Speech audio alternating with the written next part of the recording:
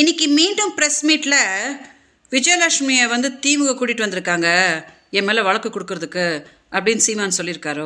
சீமான் அவர்களே, முதல்ல சொன்னீங்க எனக்கு விஜயலட்சுமி யாருன்னே தெரியாது அப்படின்னு சொன்னீங்க.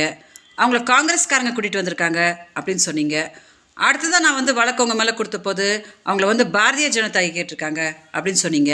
இப்போது மதரசலம் வச்சு நீங்கள் வந்து 2023 ஒரு பேச்சுவார்த்தைக்கு எங்கிட்ட வந்தீங்க இல்லையா?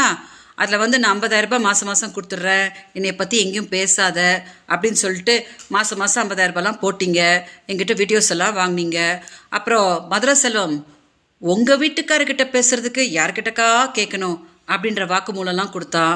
அப்புறம் உங்கள் பொண்ணான வாயிலேருந்து தானே பொண்டாட்டி பொண்டாட்டி பொண்டாட்டி பொண்டாட்டி அப்படின்னு நீங்கள் வீடியோலலாம் பண்ணீங்க.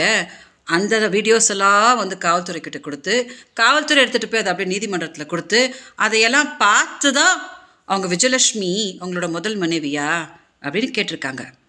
இப்போது திமுக ஒன்றும் உங்களை வந்து போன வருஷம் விஜயலட்சுமிக்கு 50,000 ரூபாய் கொடுத்து இந்த மாதிரி கேவலப்பூச்சி வேலைலாம் பண்ணு அப்படின்னு சொல்லலை. ஸோ ஏன் அவங்கள சும்மா வீணா வம்புக்கு இழுக்கிறீங்க? அப்போ இன்னொரு விஷயம் சொன்னீங்களாம், அந்த பொம்பளை கொஞ்சம் நேரில் வர சொல்லுங்கள், நான் உட்காந்து பேசுகிறேன் அப்படின்னு. நான் காத்துட்ருக்க சீமானவர்களே, உங்களை நேரில் பார்த்து என்னைய பார்த்தா உனக்கு எப்படா தெரியுது அப்படின்னு கேட்கணுன்னு நான் காத்துட்டு தான் இருக்கேன். கொஞ்சம் காவல்துறை கிட்ட சொல்லுங்கள், உடனே அதுக்கு அரேஞ்ச் பண்ணிவிடுவாங்க. ஏமாத்தாதீங்க சீமானவர்களே, என்னோட பாவத்தை கட்டிக்காதீங்க. 2 நாளைக்கு முன்னாடி கூட சமாதான பேச்சுவார்த்தைக்கு நீங்கள் ஆட்களை அமுச்சுட்டு இன்னைக்கு அப்படியே ப்ரெஸ் கிட்ட வந்து அந்த பொம்பளை அவள் அப்படி இப்படி அப்படின்னு இன்னைக்கு கூட துரோகம் பண்ணுறீங்களா? அதான் நான் சொல்லிகிட்டே இருக்கிறேனே, என்னோட பாவம் உங்களை சும்மாவே விடாது, இன்னும் எப்படிலாம் போட்டு பருத்தி எடுக்க போகுது அப்படின்னு நீங்கள் பாருங்கள். மீடியா தயவு செஞ்சு இந்த வீடியோ கொஞ்சம் டெலிகாஸ்ட் பண்ணுங்கள். சீமான் பார்க்கணும். வணக்கம்.